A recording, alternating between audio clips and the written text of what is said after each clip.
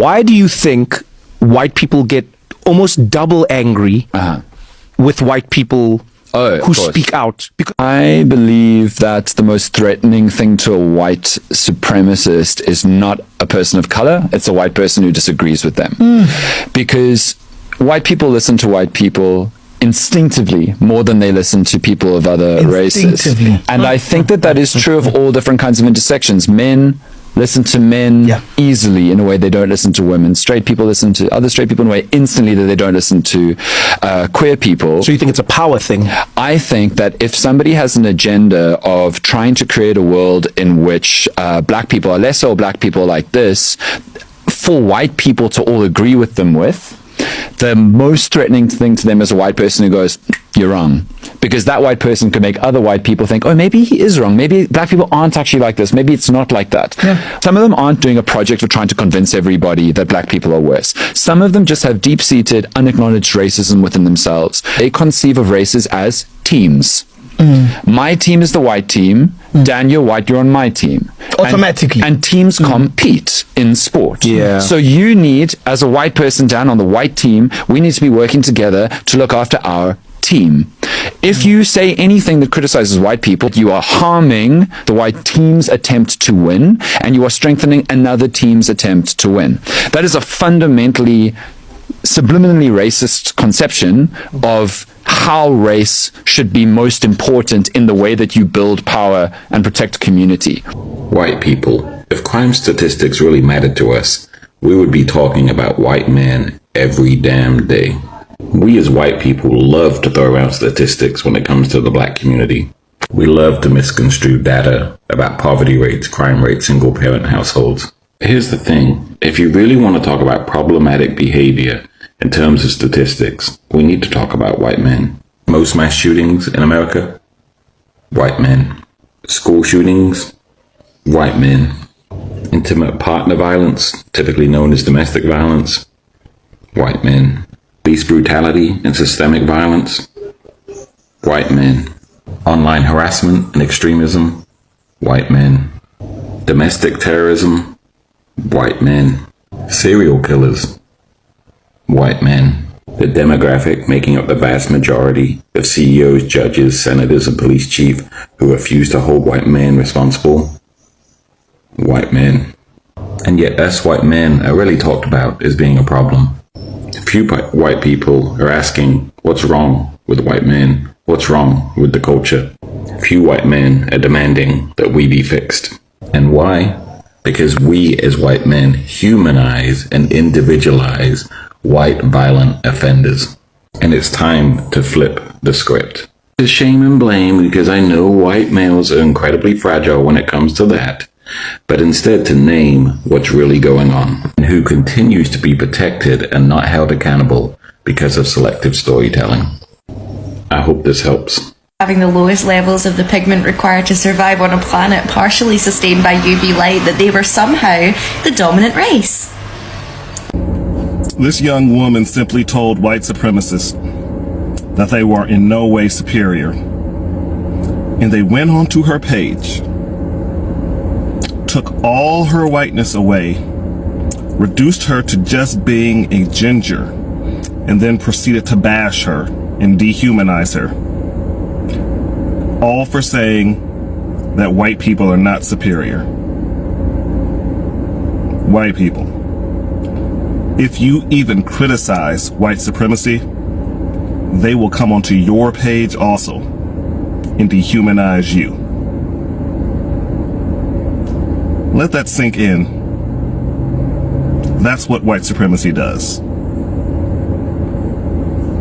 The only reason the Holocaust is viewed as bad is because its victims were white. What the fuck did he say? The only reason the Holocaust is viewed as bad is because its victims were white. When people of color get genocided, it's either viewed as necessary or it isn't viewed at all. You get privilege, you don't have to work as hard, you can slack off in jobs and still get promoted and still not have to worry about somebody coming after you. So whiteness to me is about privilege and access to information systems and people and power that you didn't earn. I went through a time where I was poor and I had to take care of my father, and I worked with about 100 African American men, and I was the only white male on the shop floor. And I was really horrible at this job. It was a metal grinder. I'd grind too much of it. I'd make big indentations. I was constantly messing up, and I was sure I was going to get fired. It was just a matter of time. And about 6 months into the job, the boss and a few of the managers come over. They're all white men.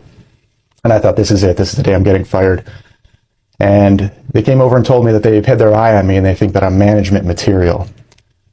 I said, what? Yeah. And they said, yeah, you stick around for a while and we think you've got potential to be a manager here. I did not hear any lies in those 2 videos, in those 3 videos. I did not hear any white person lying about what is the actual reality. White people do not listen to black people, and that's why there has not been any change that has been done because of what black people go through. Because if white people don't go through it, they don't care about it. Until it affects them, then they start calling onto, minority groups to help them fight or riot or protest against what is going on. Like, for example, right now, the prices of everything is hiking and white people are also suffering. And mind you, they're the ones who chose Trump, even after the black people told them do not vote Trump because he is not a good person. They still did. And after they did, they're all around social media talking to black people, saying that black people need to come back and help them.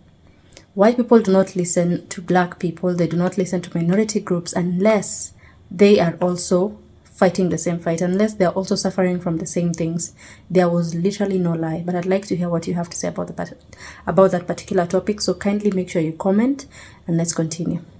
Hey, white people, why does having a white majority in this country matter so much to you? We've definitely been able to determine that the reason why, I'm going to say all the policies, but all these executive orders, all of these ideas that are being put out by this administration, all are traced back to how can we keep a white majority in this country? If things stay the way that they are, if demographics continue to move in the direction that they are right now, by 2045, white people will no longer be the majority of this country. We will be less than 50% of the population. This terrifies most white people in this country. And my question is why? I truly don't understand why this is a problem. I don't understand why white people are willing to put humanity aside in order to strive to maintain the majority. So honestly, if you feel this way, that yes, white people must be the majority of the United States, tell me why. Enlighten me. I really don't understand. Here on the sleeve too, Actively Black. Man, what are you mad about now? I'm familiar with Actively Black. It's a black-owned sports brand, activewear, started by Lanny Smith. Yeah, but don't piss you off. Why would it piss me off? What if we had Actively White gear? We've had it. Man, what? Look, never mind. What's the point of your little tirade here? My point is I'm so sick and tired of black.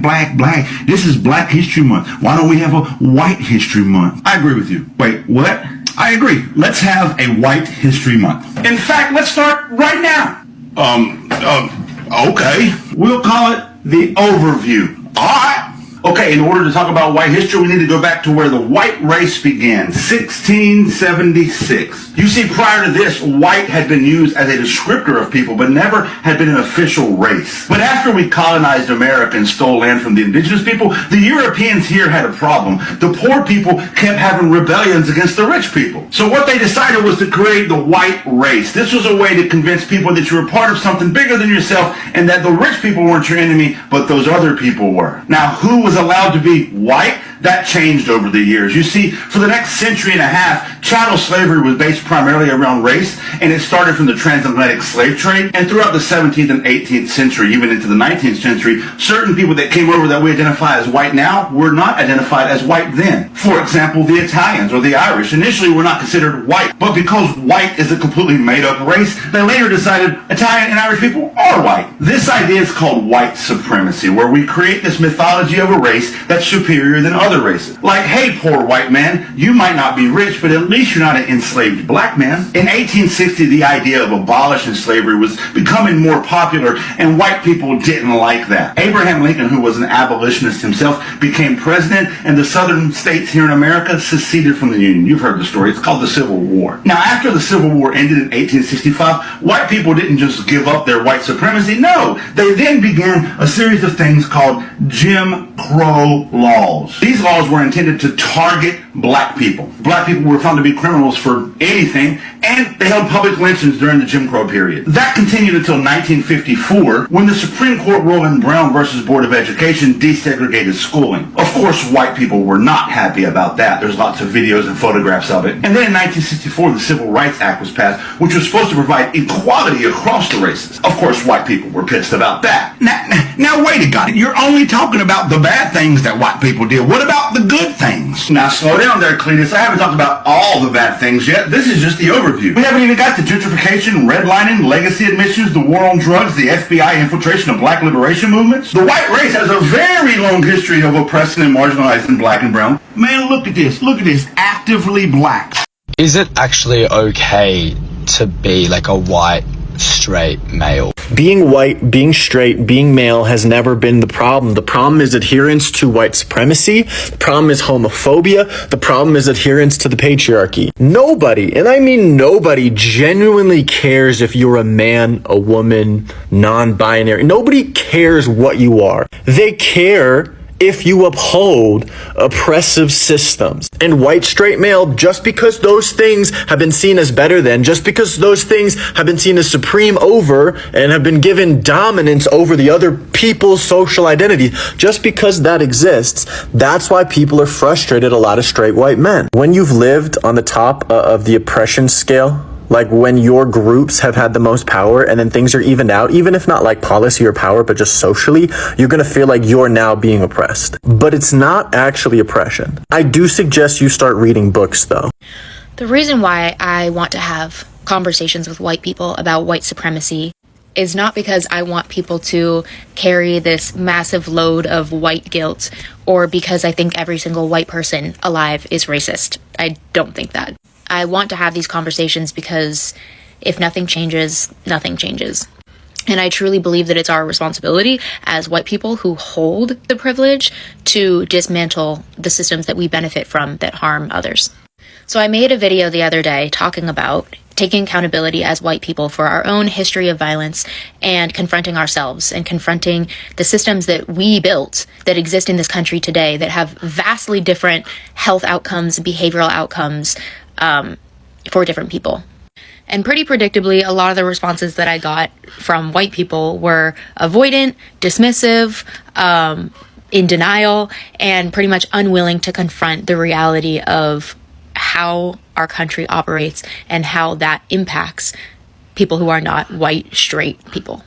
I had a lot of people saying, well, I didn't build it and I treat everybody the way that I would want to be treated, so it's not on me. And why do all of us white people have to be ashamed of being white? And color doesn't matter. And you are furthering a divide between races or just between different demographics of people that shouldn't exist by talking about this. And something that I learned actually from volunteering in prisons with incarcerated men and women is the concept of radical accountability. So accountability, I think is pretty obvious. Most people think accountability is taking responsibility for your own actions and how they impact other people and acknowledging any wrongdoing that you've done and committing not to repeat those actions. But what I have observed and learned from the incarcerated men that I've volunteered with that are very, very committed to their paths of bettering themselves and contributing positively to the world is that radical accountability goes beyond just the individual and their own actions. It extends out to how they interact with their communities, what they want to offer their communities, and what they really want to contribute to the world that they want to help build. So the response that I heard about, well, it isn't me, when you shift your perspective, radical accountability is about looking at your surroundings, looking at your environment, looking at the community around you, and considering it partially your responsibility to uplift that community. Do I think one person can change the entire world completely on their own? No, but I think if a lot of us embraced the idea of radical accountability and looked out into our communities and decided to take on the perspective that our communities are our responsibility and the health and happiness and stability of our communities is our responsibility, then I think our world would look a lot different than it does. So in speaking with white people, that is the point of confronting each other and ourselves about whiteness, about white supremacy, about white violence, because there's no way to deny it. It's undeniable that white supremacy exists and is alive and thriving in this country. Trey Reed was found hanging from a tree, and his case was immediately dismissed as suicide. Second autopsy, and we're hearing a very different story, which is completely unsurprising. ICE agents walking around, shoving people to the floor, separating families, brutalizing people, brown people, vast majority of the time, without repercussions, without consequences, without even having to show their faces or their names. So, white people, when we think about the culture of white supremacy, white violence, and the history of that and how it persists today, culturally, the fact that you just exist as a white person means that you are contributing to the culture of whiteness somehow. Just like every single person on planet Earth contributes to the culture that exists in their communities. Your existence contributes to some sort of dynamics that exist in this world. You could be contributing aggressive, intense racism, using slurs, degrading people, making people's lives hard, demonizing people. You could be contributing to that culture by engaging in it. You could be fighting hard with your activism against that culture and trying to use your voice for good, trying to donate your money, your time, your energy, picking up books and reading, listening to conversations with people that don't look like you, did not grow up like you, and have insight that is really important for you to learn. Or you could be in denial and just ignoring everything. You could be afraid and avoidant. You could live your life without going anywhere near this subject matter because that's more comfortable and that's easier. But that also is contributing to a culture and a dynamic. So no matter what you're choosing to do, no matter how you exist, you are contributing to the dynamics that exist in the world in one way or the other. And the question is, how do you want to contribute? Who do you want to be? Racism and bigotry isn't just about using slurs or dehumanizing people to their face. It's about the systems that exist in this country that make some people's lives better and that benefit some people, but harm others. So white people, it's important for us to talk about white supremacy and to educate ourselves about how the systems in our country operate and the outcomes that people face as a direct result of how these systems operate. Nothing changes if nothing changes, and I hope lots of people are having these conversations.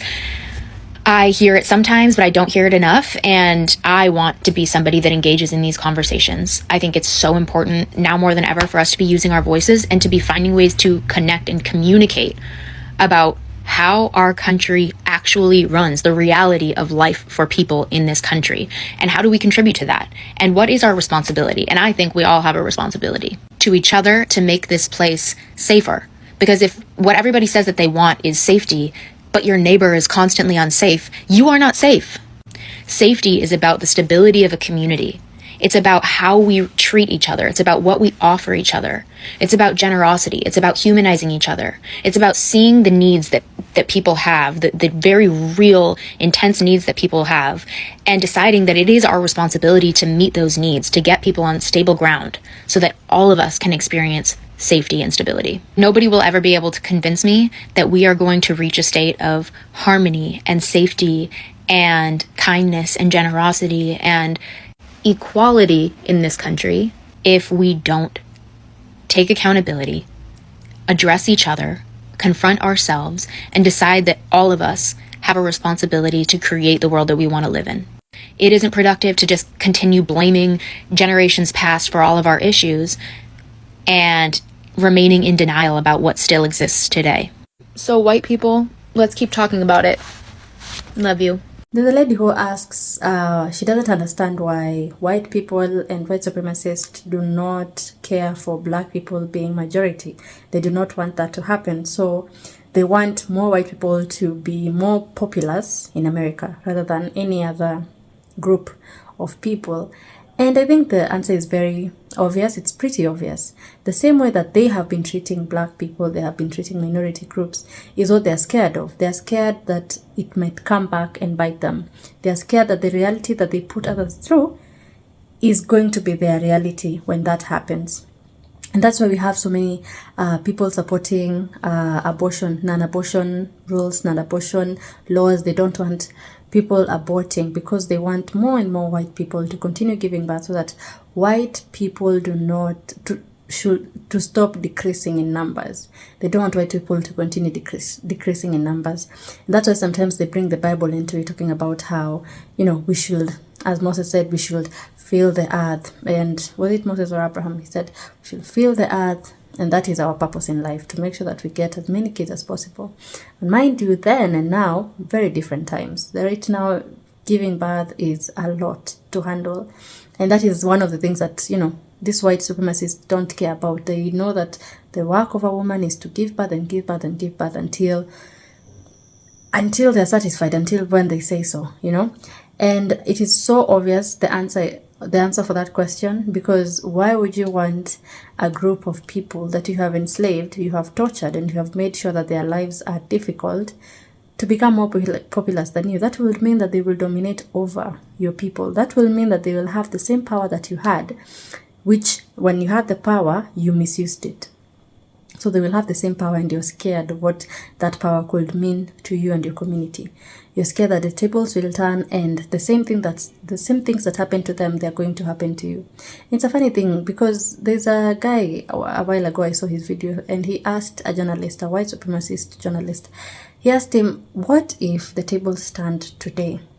What if there were now more black cops than there were white cops? And what if they were targeting more white people?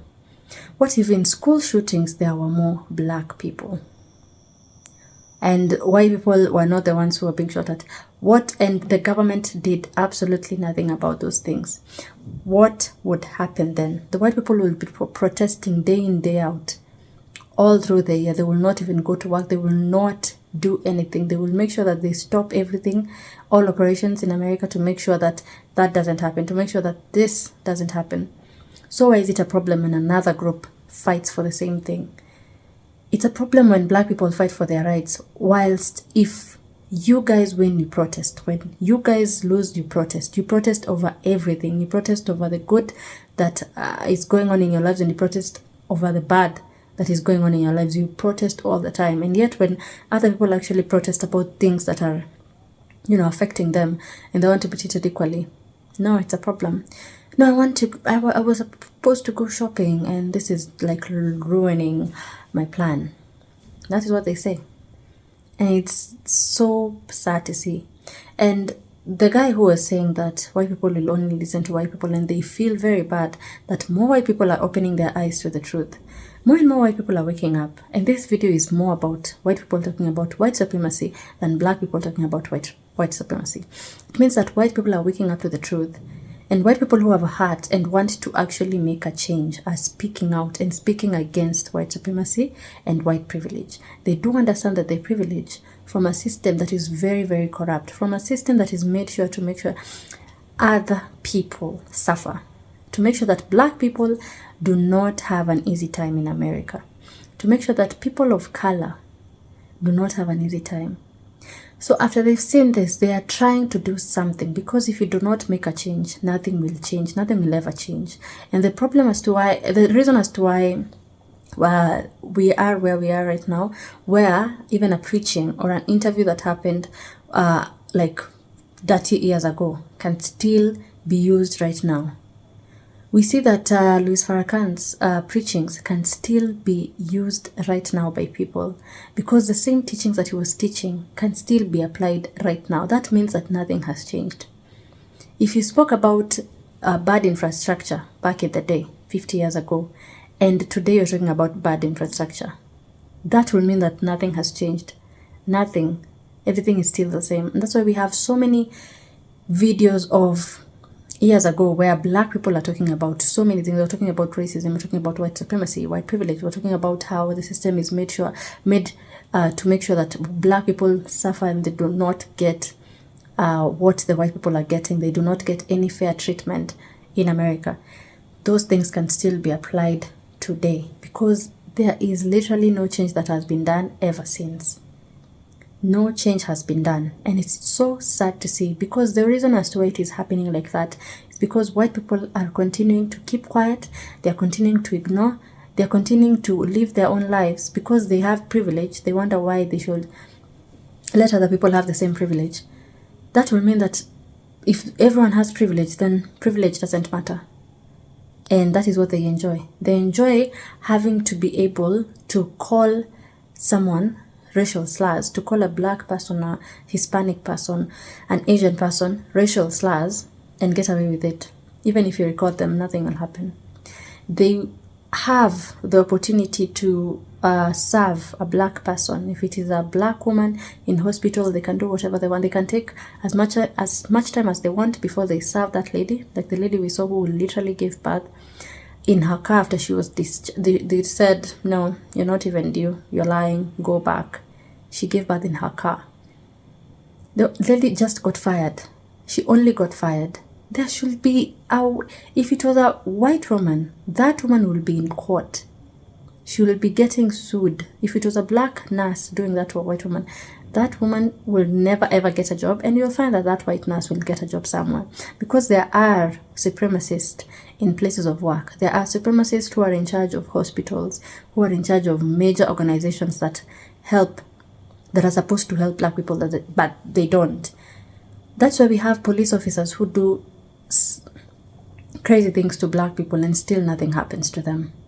And even if they are recorded, still nothing happens. They're like, oh, it's substantial evidence, or they will get fired and then get employed in a different state. So they will continue to treat black people the same way that they treated one person after they even killed or terrorized one black person. They will continue to do the same thing in another state. So it is very important that white people are now discussing these things, and it is very good because it is triggering so many of white people. White people are actually changing their minds from what they were taught from history books, from what they were taught by their parents and their great-grandparents, from what they were taught in museums and all around the world in media. They're actually learning the truth. The truth is their history isn't as good.